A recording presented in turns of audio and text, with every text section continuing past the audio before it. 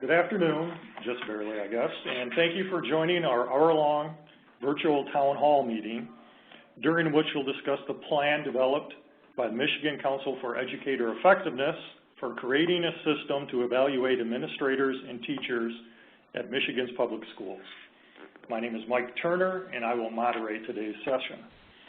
We're sure that you as teachers have lots of questions about the plan, which was submitted to Governor Snyder, Michigan legislators, and the State Board of Education in July.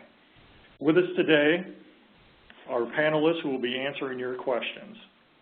Deborah Ball, MCEE Chair and Dean of the University of Michigan School of Education, Dave Bensel, an MCEE Board Member and Principal of Jefferson High School in Monroe, David Hecker, Vice President of the American Federation of Teachers Michigan, Nancy Strachan, Vice President of the Michigan Education Association, and Jerry Morrissey, an 8th grade science and history teacher at Dunkel Middle School in Farmington, who was observed as part of last year's MCEE pilot project.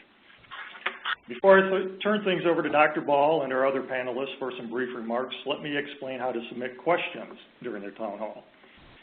You would click the chat icon at the top of your screen, type your question into the box that appears, and then hit return.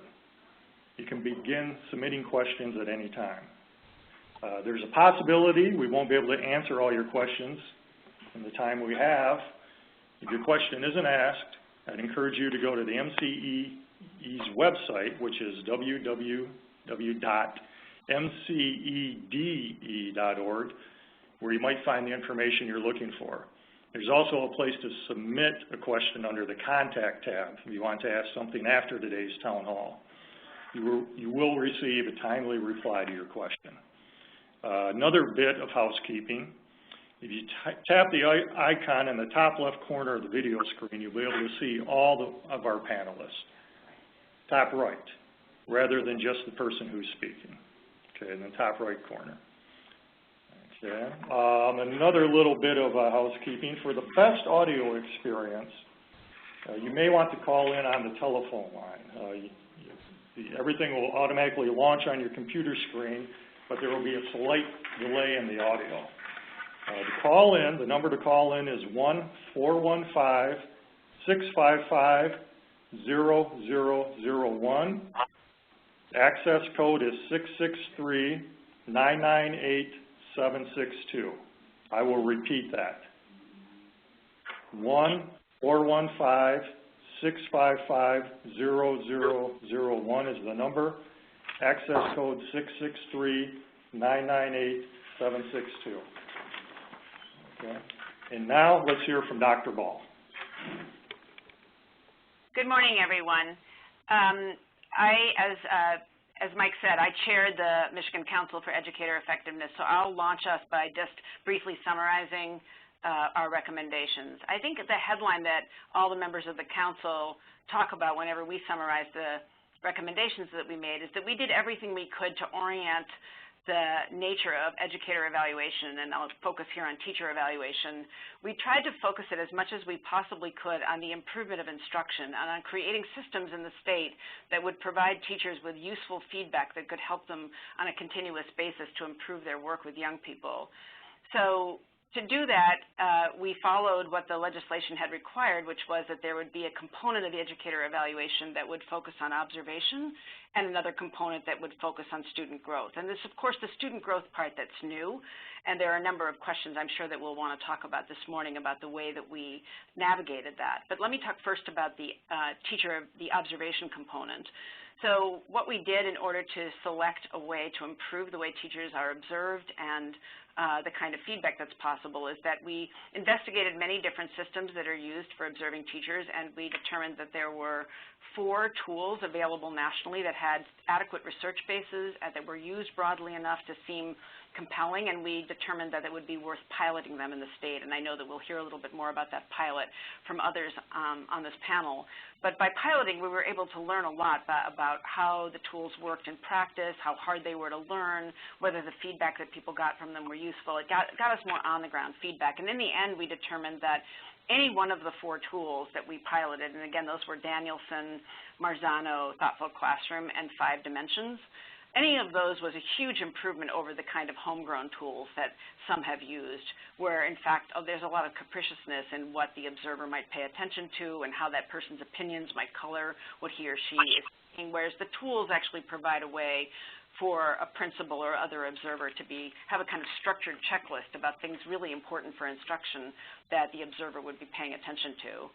So in the end, we recommended that any one of those 4 would actually provide a strong support for observers to provide teachers with useful observational data about their teaching.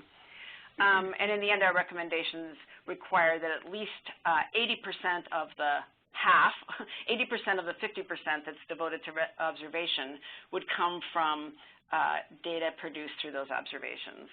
Another portion of that, about 10% of the overall or 20% of practice score could come from other things within districts, but we left that open. A district could decide for the observational data to comprise all of the side of practice. The other part of teacher evaluation would come from examination of teachers' work with students and their ability to help students learn across the school year. So there are a lot of misunderstandings and I think worries about student growth, and that's quite understandable. It's also the newest part of the entire enterprise to tie evaluation of teaching to what students actually learn. One of the things to be clear about is that growth is the point, not absolute achievement. So growth is tricky to measure, but it's actually about how much kids learn across a school year. And more than that, it's not just what they learn across the school year, it's doing the best possible job of paying attention to the part of the growth that's actually, for which the teacher actually has some ability to influence or has some responsibility. There are many things that influence whether children learn across the school year, and lots of them are ones that we as teachers actually don't have a lot of control over, and people worry about that. So the effort is to figure out a way to look at student growth and get it as close as possible to the things that teachers actually can influence. So one method that people know about is called value-added methods, which are statistical techniques that are supposed to help manage some of the factors that actually teachers don't have responsibility for, like poor attendance, for example. And these statistical techniques factor out things that teachers don't have control over. That said, and I'm sure we'll talk about this, there are lots of controversies over these techniques, and in the end, we determined that we would recommend that there be some VAM or value-added measures allowable under the policy, but we tried to manage that pretty carefully. For example, we said that about at least 25% of the student growth, or 25% of the overall, or half of the student growth, could come from VAMs only when teachers actually teach subjects for which there are tests that could allow you to calculate that statistically. That obviously leaves many, many teachers in the state who don't teach subjects that at least currently we have tests like that for, or who teach at grade levels where we don't. So specifically right now in Michigan, we could only do that in reading and math in grades 4 to 8. So those teachers under this recommendation, those teachers would have half of their student growth scores would be calculated using value-added methods, but the remaining half could be measured by their specification of their own goals for their students and presenting evidence for how students learned, a host of other things that teachers, I think, do all the time and could do particularly well, especially with opportunities to learn to do it well, where we'd be producing evidence about student growth. And then, of course, there are all the teachers in the state who teach subjects for which there are no standardized tests, and that notion of student growth and ways to demonstrate that using evidence that teachers could learn to produce over maybe together around particular learning objectives, that was what we tried to recommend so that we would build up the capacity that as professionals, teachers would be demonstrating student growth, but in many cases, the controversies over VAM don't even come into play because they're not even available for most teachers really in the state. The only other thing I'll say, and then I'll stop because I'm sure there'll be lots of questions, is that in addition to these 2 big components of observation and student growth, the other thing that we did that helped to orient, we thought would help to orient the system toward improvement, is that we did not go with the 4 categories of ratings that the legislators had asked for and that most states use. We instead recommended that teachers would receive, based on their observations and on their student growth, there's no arithmetic or formula for this, but by looking both at the observational quality, the quality of the teaching by observation, and by looking at the quality of student growth. A rating would be arrived at, and the report gives some guidance for how that would be comprised. But the three ratings would be ineffective, provisional, and professional. And what we hope is that over time, more and more teachers, in fact, we think to begin with most teachers will earn professional ratings, but that more and more would become getting the professional rating. And the way we thought about the professional rating is that these are teachers whose performance is really above the bar of what good teaching looks like, and every one of those teachers can improve. And so the second thing we did is that when getting a professional rating, every teacher will also get specific feedback based on the data about how he or she could improve in the coming year. No longer, we hope, will it be the case that when you get an improvement suggestion, it means that something's wrong. Instead, you would expect to get specific feedback that could help you continue to improve your work each year. And that is the goal. That's part of the improvement orientation of our system. We do acknowledge that there are teachers whose teaching will not be at that level of quality, and for that, the other two ratings are available. Provisional would be for teachers who have some strengths and do some things well, but that there's sufficient concern about student growth or about their practice when they're being observed, that they would be rated with provisional, and again, the report gives some guidance about how that rating might be arrived at. Those teachers are also to be given feedback for improvement, but it's more definite. It's more, here are the things you really need to work on, and we're going to be looking at that again in a year. And within 3 years, if you're not out of the provisional category, you'd be counseled out of teaching. So this is a warning category where it's not as though the teacher is doing everything terribly, but there are enough things not going well that this is of significant concern for student learning. Finally, of course, there's the ineffective category, which was in the original legislation. And these are for teachers, this would be for teachers whose overall teaching is really subpar. I don't think that any of us as teachers would want there to be people out there who are consistently ineffective. This means their observational performance is weak, consistently weak. Their growth scores are really not acceptable. And these people would be given an ineffective rating, and again, a very significant and detailed improvement plan, not just told you're ineffective and we'll see you again in a year, but actually detailed aspects of what they need to work on. And they would only be allowed to hold that rating for 2 years before being terminated. So that's more severe than the warning category. This is a category of people whose teaching is really problematic. So I'm going to stop there. I'll be happy to answer questions, but I'm going to hand it over at this point to my colleague, Dave Venzel, and ask him to provide some perspective from his role as both a member of the council and as a high school principal. Dave? Thank you, Deborah, and good afternoon to everyone who's participating in this virtual town hall meeting on the work of the MCEE and our final recommendations for the evaluation system. I have presented several times over the last 6 months and invariably found the question and answer portion of the presentations to be the most beneficial to participants, so I'm going to keep my comments brief. I do want to acknowledge my fellow council members, however, who for the last 18 months have really worked hard to develop these recommendations for this evaluation system. Council members included Mark Recase, a professor in measurement from Michigan State University, Nick Sheltron, Director of Measurement and Research for the National Heritage Academies, Jenny Hammond, a colleague and principal of Grand Lake High School, Joseph Martineau, Deputy Superintendent for Accountability Services in the MDE, and of course, our leader, Deborah Ball, Dean of the School of Education at the University of Michigan. And although we came from diverse backgrounds, we did share a common goal, and that goal was to help all of us grow as educators, to get better in our practice as we work to help students get better and to achieve at higher levels. And what I wanted to emphasize really is that we realized early on the importance of developing a shared vision. And we spent several meetings working on this, and the vision ended up to be this, that we would develop a fair, transparent, and feasible evaluation system for teachers and administrators, that the system would be based on rigorous standards of professional practice and of measurement, and that the goals of the system would be to contribute to enhanced instruction, improve student achievement, and the support of ongoing professional learning. This vision statement served really as the foundation of our work. We relied on it constantly as we developed our recommendations for a system that would truly enhance educator performance and thus student achievement. Will there be challenges with the implementation of this system? Absolutely. But the end result, ongoing improvement in teaching and learning, will be worth taking on the challenges associated with this implementation. So I look forward to your questions And would now like to introduce David Hecker, President of the American Federation of Teachers for the state of Michigan. Thanks, Dave. The American Federation of Teachers appreciates the good work of Dr. Ball and the Council and appreciates the opportunity to be on this town hall. We believe the Council did a good job within the parameters of the law for recommending a system that, when implemented correctly, will improve teaching. And as Dr. Ball said earlier in this presentation, that's what it's about. It's about improving teaching, improving learning through professional growth, not as a sorting mechanism. We appreciate the strong stand that the report took in support of true teacher observations by trained evaluators. Hopefully this recommendation puts an end to drive-by evaluations and really becomes an observation system that can really provide teachers with useful feedback.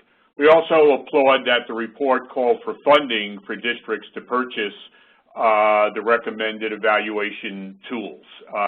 And that's important because research tells us that if you compromise the validity of the measurement, if you cut corners, you compromise the validity of the measurement. And if funding is not provided, corners will be cut and the validity will not be something worthwhile. We also appreciate that the Council has recommended that you relook at this after 3 years. Sort of makes sense for an evaluation group to recommend that, but we actually think that is great. You always need to look what's working, what's not, how can we improve. We do have some concerns, although it was not unexpected that value added in the report. Given the law we have, we expected that. We appreciate that the report includes reservations about value added. We have great reservations about it. Research tells us that it's a good process for identifying the truly great teachers and for identifying those who shouldn't be teaching, but it doesn't do a very good job of distinguishing between sort of teachers in the great middle. We also have strong concerns that the report allows teachers to be evaluated on material they're not directly responsible for teaching. We presume that's to try to bring more collaboration among teachers, which is a great goal, but we don't think evaluating teachers on material they're not directly responsible for is the way to do that. We also have the concern that while the report leaves a lot of decisions to school districts, it does not call upon school district administration to work with teachers and their unions in doing this work. And without teacher input and without teacher buy-in, we don't think the evaluation system will be close to being as effective as it could be. Certain aspects of the law that, again, the committee had to work within need to change. I'll just mention one basic piece. We applaud the committee for taking its time in doing this work and not adhering to a somewhat short time frame originally given by the legislature. The Council took its work seriously. It took some more time than the legislature thought to produce recommendations. And so these recommendations clearly won't be implemented this year. So therefore, we think the that student growth of the total evaluation, that time frame needs to be pushed back as well. However, given the limitation of the law, we believe this report is a strong step forward in achieving fair and accurate evaluations that help our teachers further develop. So we again applaud the work of Dr. Paul and the full Council. And I'd like to turn it over to the Vice President of the Michigan Education Association, Nancy Strachan. Thanks, David. I just want to, again, thank the committee for the work that they've done on this. It's very comprehensive, and I don't think any stone has been left unturned. Governor Snyder did ask Dr. Ball to develop the system of educator evaluation for the state of Michigan. And I believe that her report builds a statewide accountability through a uniform evaluation. It emphasizes the need to build the capacity of educators through meaningful professional development. And I think, as we all know, that professional development is a really strong, effective way to help educators. We now, as Dr. Ball says, have 4 levels of effective ratings. She has now brought it down to 3, the ineffective, provisional, and professional. The tools that are going to be selected for observation, as the governor said, are going to be fully funded, and we hope that is the case. This is going to cost a lot of money for this evaluation system to be put into place, and the funding is going to be really important. Okay, there are some goals of this system as I read through it. Number one, it is to contribute to enhanced instruction, improve student achievement, and to support ongoing professional learning. And I repeat, professional learning, competent instructors for professional learning.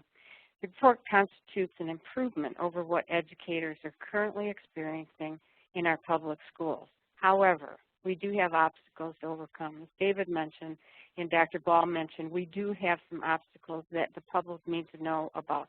We don't have students that all come from the same background. They don't all come from the same socioeconomic background. They don't have prior knowledge of some things. That's something, a piece that's really going to have to be considered in these evaluations to be fair and put everybody on level footing. It's going to provide us, however, with an opportunity to send a positive message to our members about something that the MEA can support and we can improve with this report, public education. We will emphasize the need to continue and develop skillful teachers who can use the best practices that we have, and we want a fully educated student to go on to whatever they need to in life. The report does provide a strategy to improve educational outcomes by focusing on student learning objectives. The evaluation process should be focused on professional growth as an educator, not simply a tool to terminate its employees. At this point in time, too many of our evaluations are aimed at terminating where we need to add the support system of professional learning. Training in the use of the state model will be conducted by the vendor of the observation tool. That's very important because they are the one who wrote the tool. They're having the knowledge behind the tool. They are going to do an equal statewide education. That's the problem we've had with the educational tools that we've used now for evaluation. They are conducted on a local level. Not every administrator has been educated at the same time in the same place. So therefore, they have a different take on it. A key part of this process will be that qualified observer who can provide relevant feedback and coaching. As I said earlier, the MEA will fully embrace this report and focus on the positives of the report. However, we do have the same reservations as David did say, and we hope that we can, with the council, work through these reservations and come up to a palatable report for everyone involved. At this time, I would like to introduce you Jerry Morrissey, a teacher in Farmington, who will now talk to Dr. Ball's report. Thank you. All right. Thank you so much for having me. I'm honored to be part of this panel. I appreciate the work of the MCEE and appreciate the invitation. Just to give a little bit of background, I've been asked to speak as a teacher who's been through a pilot program of observation about experiences that we've had. I began teaching Farmington in '97, so we've seen a lot of evaluation systems, but certainly not one as comprehensive and game-changing as we're in the middle of now. 2 years ago, I was involved in the development of our professional growth and evaluation model. Happy to say 200 other staff members, shoulder to shoulder across our district that came up with this model, administration and teaching. We broke into different groups to really kind of flesh out the statute and what that would mean for us. I do appreciate the district leadership in Farmington for giving us that buy-in. And I heard a panelist talk about earlier about teacher buy-in, and we really got a lot of that with including us in the front end. Teacher leaders continue to be involved in the district support and building support of implementation. We have staff, teaching staff at the district level who are overseeing implementation and point people at our building as well. So that's important for teachers to see that we're shoulder to shoulder with trying to improve our craft and the instruction. So that's been a great thing. Key elements for teachers within our model is that it's everybody's growth. It's growth for everybody. For your first-year teacher, for your veteran teacher, for your teacher that's a A+ teacher, and a teacher who might struggle. Growth for everybody. Also, we've encouraged collaboration, not competition. That's huge for us because if we're going to work together to improve instruction, we need to really be unified. And that's driven a lot of our work when we talk about student growth goals and our PLT time together. We were a pilot district, like I said, last year. We used Marzano, the observation model that came with that. And I was observed last year using that platform. So with that, we focused on a particular design question. We worked through that with professional development that was led by teachers and staff and was well received. And when we did that, when those observations came, we had a real clarity of what those targets were with regard to instruction. It actually gave us, common language for that.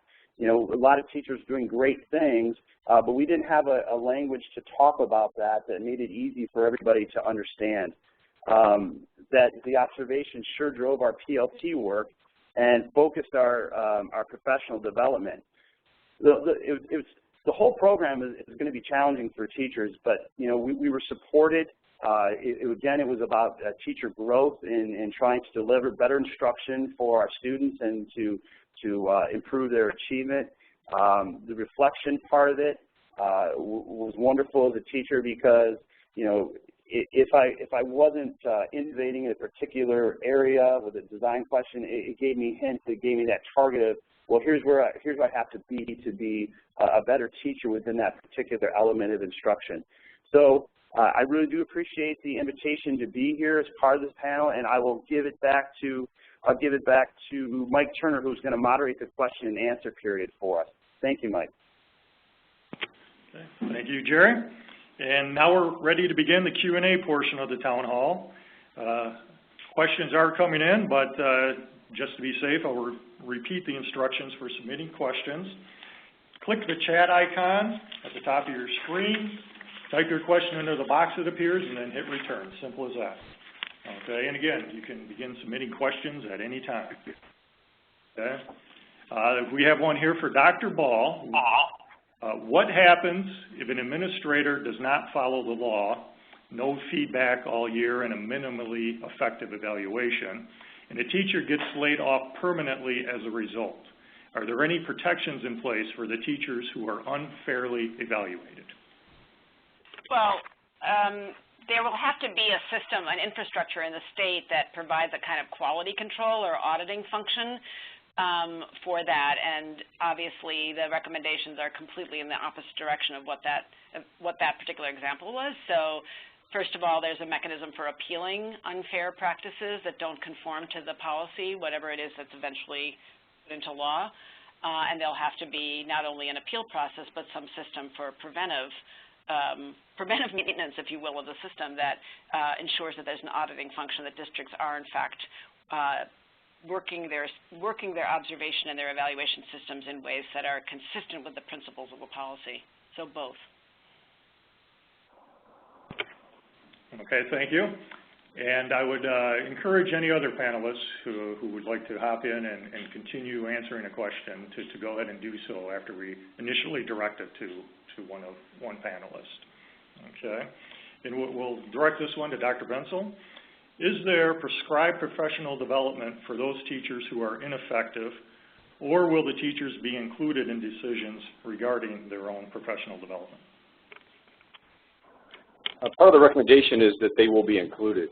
And so at the end of the school year, when the building administrator, whether it be the principal or someone else designated to give the final summative evaluation, sits down with the teacher, that is when they'll establish goals for improved performance for the upcoming year with input from the teacher.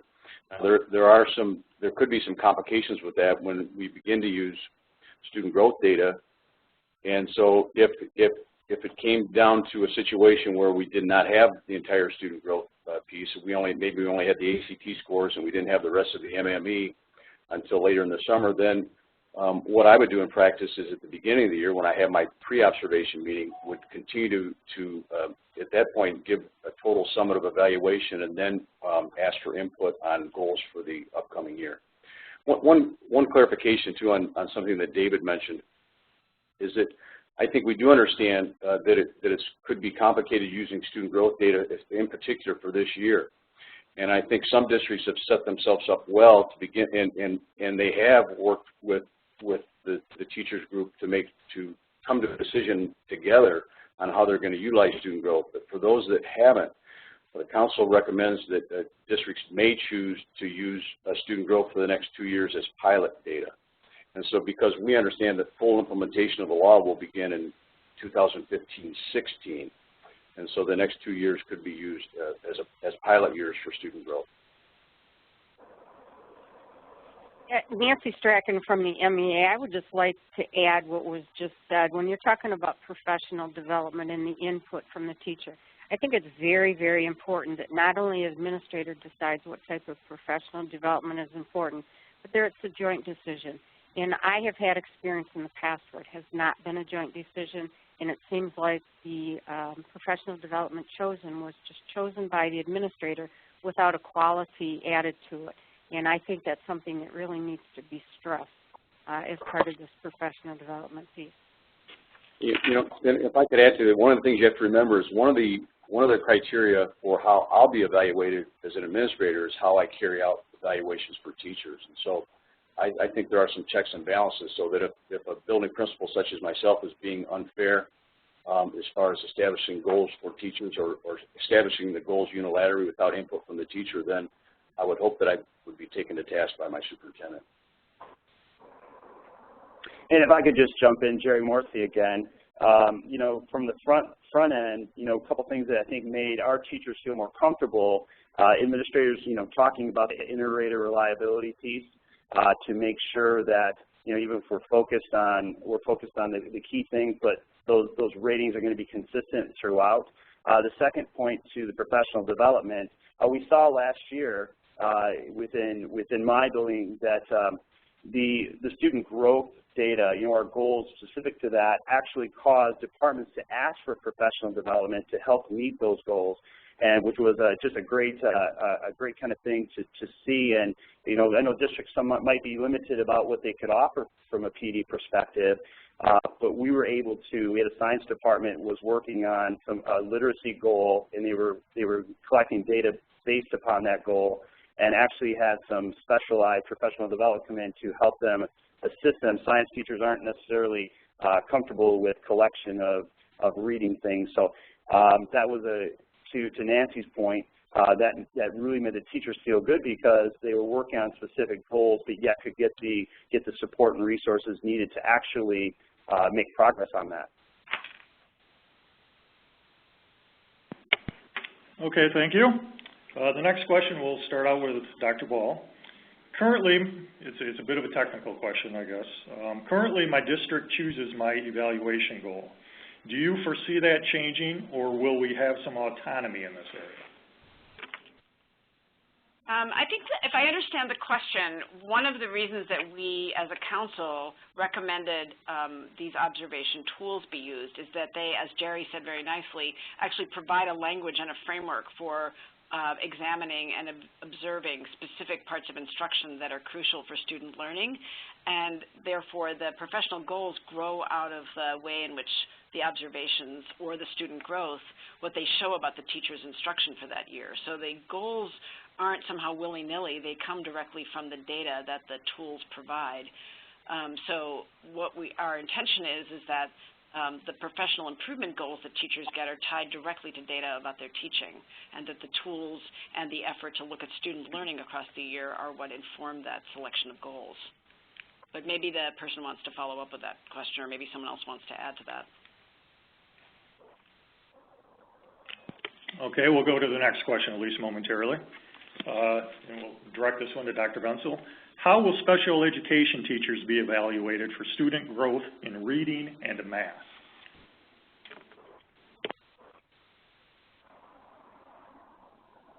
You know, I think that will depend on the situation. Depends on what kind of what you've established in your building as far as your educational format. In my particular high school, we rely predominantly on co-teaching.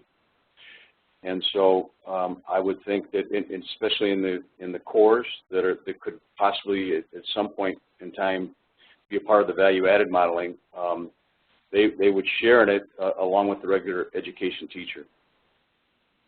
Now there are other situations that make it more complicated. For example, in the elementary level, there are going to be special education teachers that are working in a different role, response intervention programs, where it will be more difficult to assign value to that particular teacher. So I think in this case, it'll be kind of a work in progress on how test scores would be assigned to special education teachers. Okay, thank you. The next question will again start with Dr. Ball, and it regards measurement of growth. How will growth be measured by standardized test scores, or will teachers be expected to show growth using their own methods, for example, portfolio assessments? So right now, the recommendation is that, so overall, the teacher's evaluation is composed of 50% on practice, that is their actual teaching, what they do in the classroom, and 50% on their students' growth. Of the 50% that's on student growth, if the teacher is teaching reading or math in 3rd to 8th grade right now in the state, then half of this teacher's student growth would come from value-added statistical methods on standardized tests, but up to half of that student growth, so in other words, 1/4 of the total evaluation, would come from other ways of demonstrating student learning. Those could include student learning objectives, which is a set of methods for specifying what students are to learn and being able to produce evidence that shows their growth. There are other ways of doing that, too, that could include portfolios, and in fact, teachers, even teachers in those grades who teach reading and math, will likely be producing evidence of student growth that goes beyond value-added method analyses. But as I said earlier, for all those teachers who are not teaching subjects for which we have standardized tests on which VAM or value-added methods can be calculated, those teachers will be having to produce evidence of a variety of kinds. It will depend on the subject and the level, how they will be involved. Our hope from what we've seen of good practice in this area is that this is something each teacher won't have to work on by him or herself. In fact, good approaches to this would team up, for example, high school physics teachers to work together to think about how does one specify the kinds of student learning objectives one might have at the level where kids are learning high school physics, and how might one document growth in high school physics in ways that are professionally useful to the teacher. So there'll be a lot of work in learning how to do this in a disciplined way. So back to your question, standardized tests will be used where they're available, that the state mandates particular standardized tests, but again, in Michigan right now, the only standardized tests we have on which those value-added methods could be used would be 3rd to 8th grade in reading and math. Does that answer the question? Well, we do have a follow-up that came in as you were speaking, Dr. Ball. And those methods you refer to, portfolios, et cetera, who gets to choose those tools, the district or the teacher? I'm assuming that the question being asked, by the way, I just want to correct it, it's grades 4 to 8, not grades 3 to 8. It was just my previous answer. I guess I'm not sure what's meant by tools. If the state mandates assessments, then the recommendations include using state-mandated tools. What I'm saying over and over is that there are many subjects and levels for which there are no state-mandated assessments. And those tools, the kind of ways in which teachers would demonstrate growth, will have to meet principles of good practice about how you measure growth. Teachers won't be just making up their own ways of doing that, like reporting grades, for example. Grades don't measure growth. But teachers will be having a great deal of professional responsibility for doing that. So the answer is kind of yes and yes. Teachers will be making decisions about how to display this, but it won't be idiosyncratic where sort of anything goes to demonstrate student growth. There are principles about how to do this well, and the report points in the direction of what kinds of principles have to be adhered to demonstrate that well. And again, as I said, I think we hope that it's possible for teachers, whether within a building or across buildings by subject, to be working on this together so that the work involved actually can be shared professionally. This is a great area for professional growth and development to learn ways of demonstrating student progress. This is David Hecker. If I could just comment. I appreciate earlier the comment being made by Dave about working with the teachers and the union to try to figure things out. And those superintendents and administrators who do that, we applaud them for doing that, because that ends up with the best evaluation system and the most buy-in, and therefore, again, the most effective evaluation system. A concern is that not all districts do that, especially since the law was changed that evaluation is no longer an allowed subject of collective bargaining. And clearly we think if the law was changed so that evaluation is back to being a subject of collective bargaining, then it ensures that that kind of working together, that some superintendents do, but many don't. If it was an issue of collective bargaining, then we would know for sure that working together, teacher and administrator, will happen for the betterment of education of our kids. Okay, thank you. And we will direct this question, again, David, I guess stay on the line. We'll have go to you with this one, and then Nancy, feel free to also follow up on this. Many administrators are using this tool to, quote unquote, get rid of teachers they do not like. We cannot grieve evaluations that we do not agree with, since evaluations are not a bargaining right anymore. How can teachers protect themselves? Well, this is it's an excellent question. We've experienced, I'm sure Nancy and the MEA has experienced places where the teachers who were laid off in a laid-off situation, we just don't think that system was fair at all and was just at all. We don't think the evaluations were done right. Again, hopefully that this report, when many pieces of it get implemented, hopefully that will result in what the report intends, and that is a true evaluation system, a real evaluation, effective, accurate evaluation system. We appreciate that administrators will be evaluated partly on how they do the evaluation system of teachers. Now, you know, a collective bargaining agreement isn't the be-all and end-all of any relationship, and a union's ability to achieve things that are right for education isn't limited to what we could bargain. And that's the responsibility of the union to organize around whatever issues are happening that we think are being done unfairly, or we think aren't happening and should happen. So again, we hope this report eliminates that kind of situation. I'm not naive enough to think that it will every place. So therefore, it is our responsibility, be it the AFT or the MEA, to really organize members around these issues to stand up and to achieve what is right. Could I hop in there, Mike? This is Deborah Ball. Yes, go ahead. I support the things that David just said, but I'd like to add something that I'm not sure if the person who asked the question realized, that the issue about whether if teacher evaluation is part of the contract negotiations is an important question that I've heard people talking about and that we didn't weigh in on.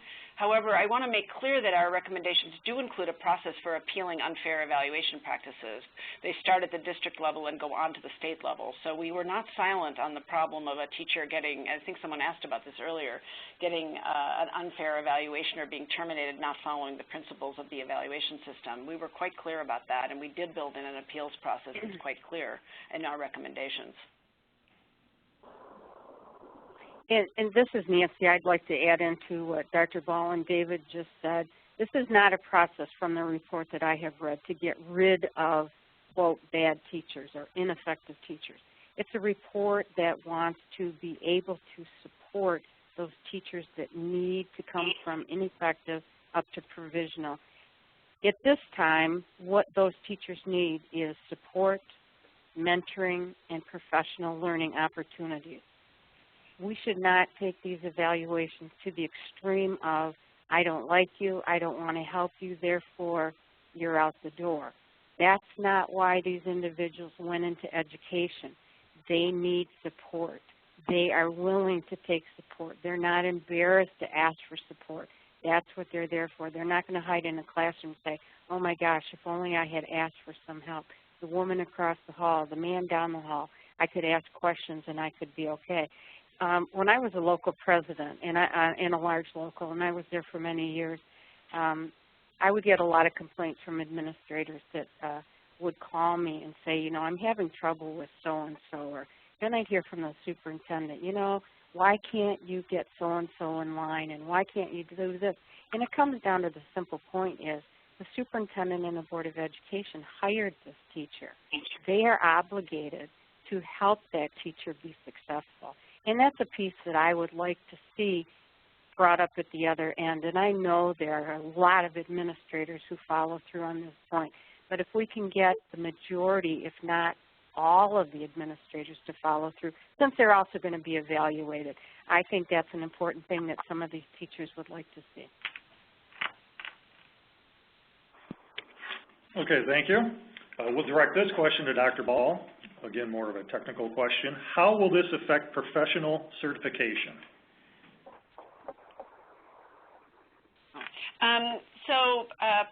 Is the question about the advanced certification or just teacher certification in general? It does not specify. Okay, so it's not particularly related to initial certification.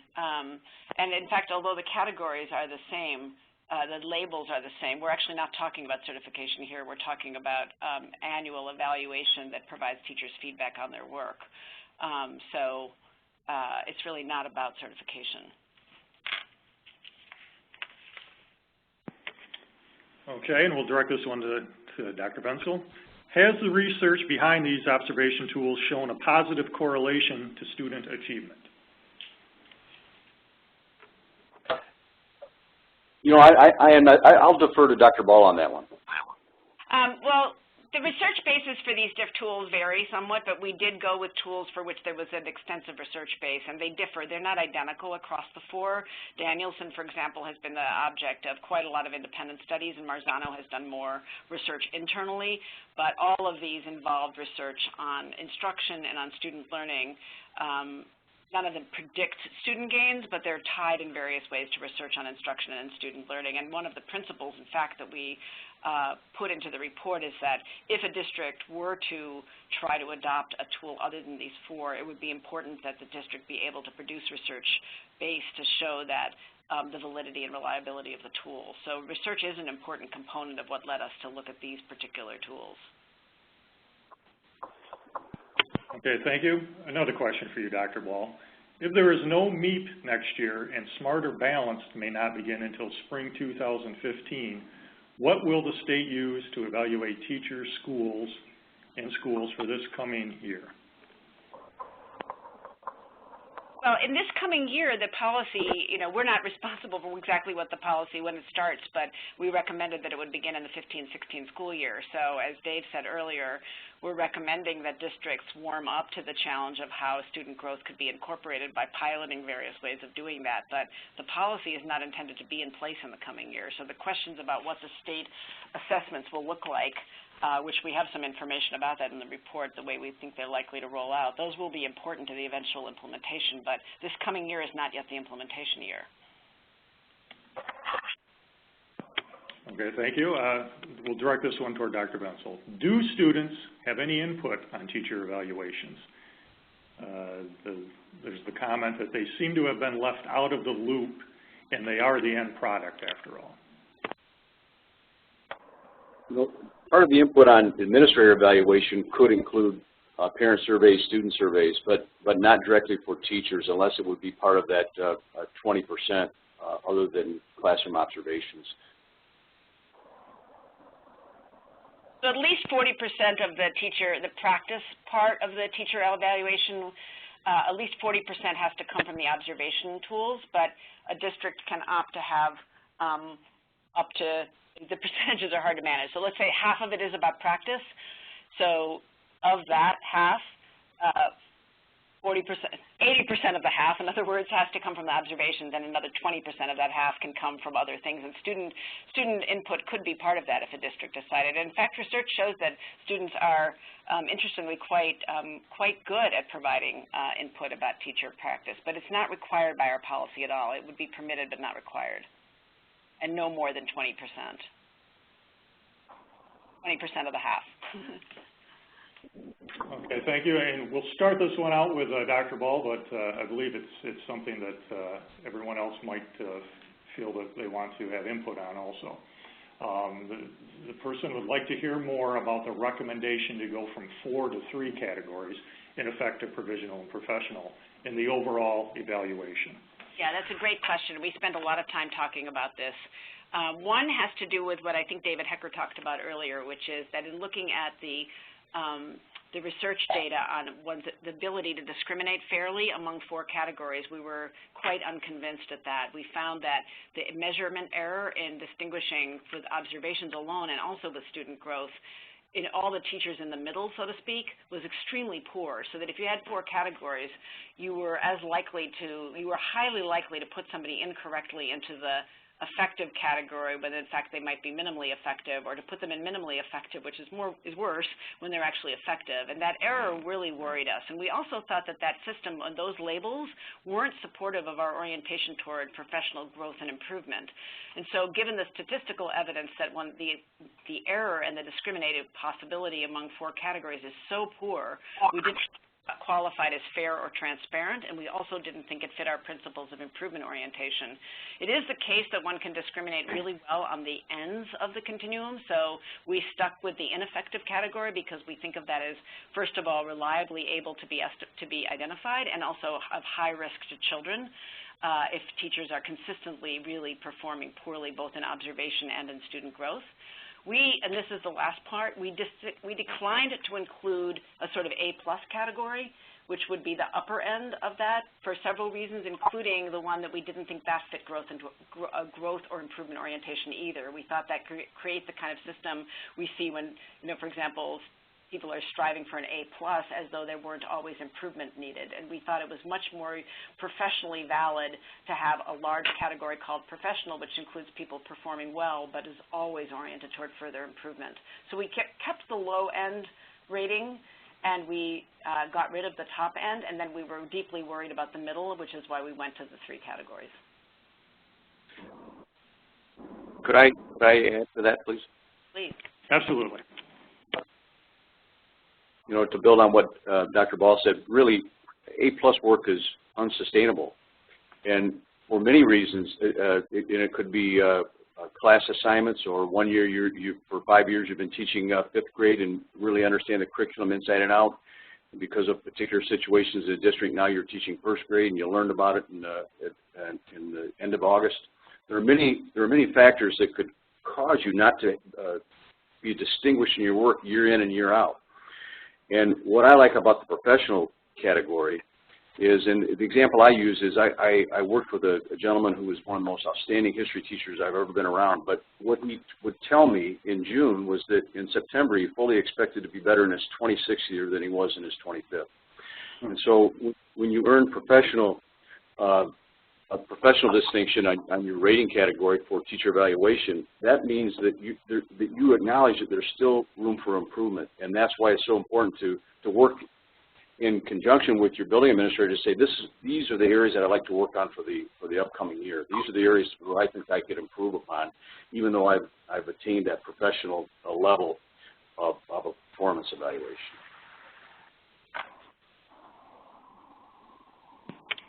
This is Nancy. I'd like to jump in at this point and add my thanks to the change in ratings, because I agree that the ineffective and minimally effective are really hard to distinguish between those 2 categories.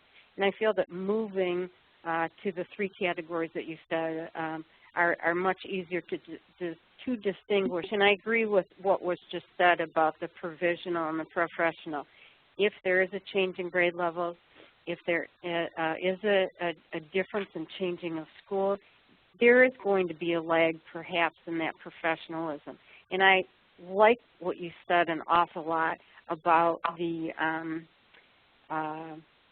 gentleman who said about teaching history. He's good right now, but he's going to even be better the next year. And I think that's something that really is a positive to say about this form of evaluation. And I think it's going to make teachers feel much better that they have that outlook, and there is that wiggle room, that there is always room for improvement. So thank you. This is David Hecker. For all the reasons mentioned, we think it was, as Nancy and others said, it was a great recommendation. It is a great recommendation to go to 3 categories for the reasons mentioned. Okay, thank you all. We have about 5 minutes left here. We'll take a couple of more questions, and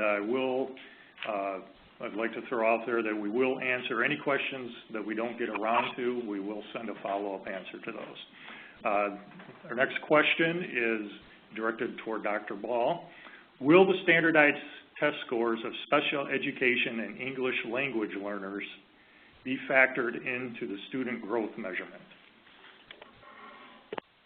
Well, again, I'm going to keep emphasizing that we have standardized tests for a very small fraction of student learning in the state. Again, we have currently only available at 4th to 8th grade in reading and math, and as somebody asked earlier, we're presuming that we may be going through a change in those assessments. So there are many things and many grade levels at which students are being taught and for which teachers will be evaluated where those aren't even an applicable question. So it would apply only in the cases where there are grade level appropriate tests available from the state, and again, that's a very narrow range.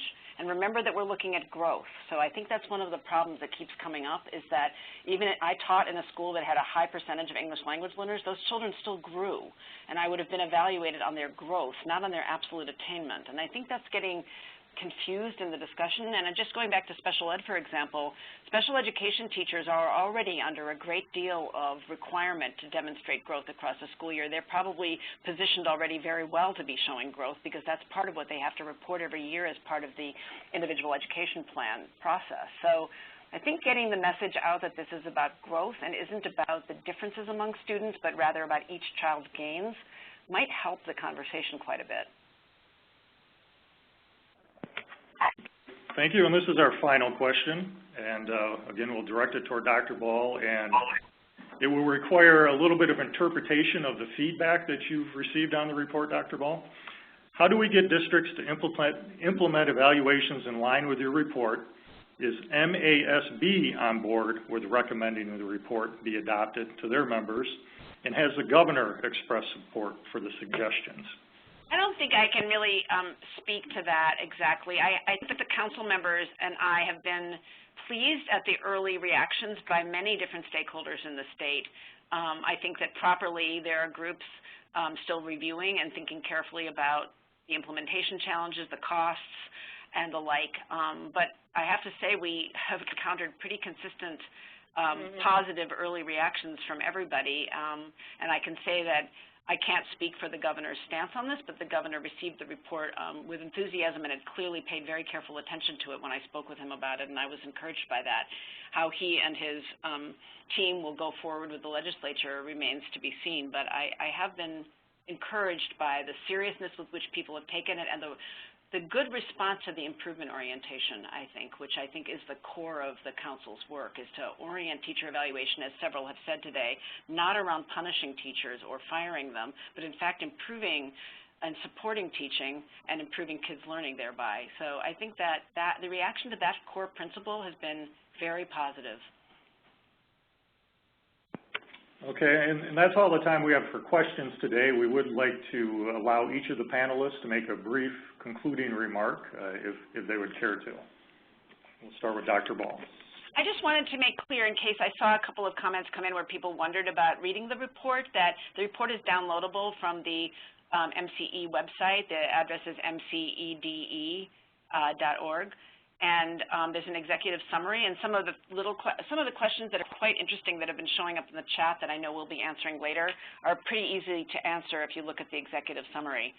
For example, the question about certification and how getting professional ratings influences your ability to apply for professional certification is quite clearly laid out.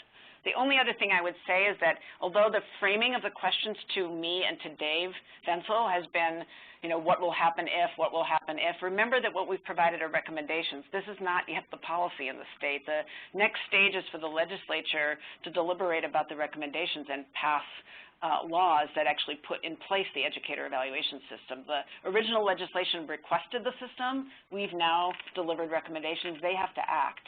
So although we're answering as though we've determined things, what we've done is determined what we recommended, and what we hope now is that the legislature will work assiduously forward to put in place the recommendations that we made.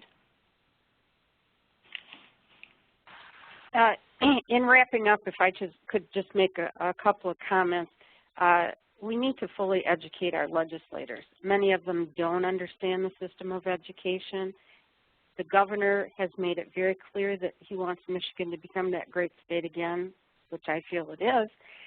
But they want to keep people in the state, and they want to keep our economy strong. And I think the best way to do it is make our education steady, improve it, get the teachers evaluated to approve them so they can improve the student growth, but fund the system, fund the education, fund this evaluation system. It's not going to be inexpensive, and we have to make sure that it'll be fully funded on a yearly basis at a standard level. You know, not it's going to start at X level and then drop every single year. We can't have that in order to be effective. And I would like to say that I've thoroughly enjoyed our discussion, and I would like to be polite and thank everyone for being part of this panel, and thank you for the invitation to be here today. I just wanted to say in closing that what Dr. Ball said, that this report is all about evaluation being a way of improving learning through professional growth of teachers. It's not intended to be a sorting mechanism, and to buy into that core value. And so the work before us is to make sure, one, that the legislature acts responsibly in support of that core value, and also to make sure that every school district acts responsibly in support of that core value. Because if everyone buys into that core value and really does the devil's in the details, but all the details support that core value, then we're going to be on an excellent path.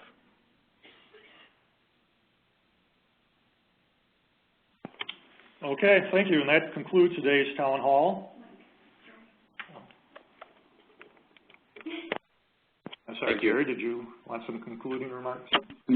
No, just really quickly, it's all about growth and a collaboration between administration and teachers, and you'll see some positive results. Okay, thank you. All right, again, now that concludes today's town hall. Thank you, panelists, and everyone else who participated. For everyone's convenience, the webcast has been recorded and will be available for viewing beginning Thursday at the MCEE website, www.mceede.org. Also, if your question was not answered and you would like an answer, please do us a favor and go to the website, pull down the contact tab, and repeat your question there, and we will get an answer to you promptly. Again, thank you for participating, and have a good afternoon.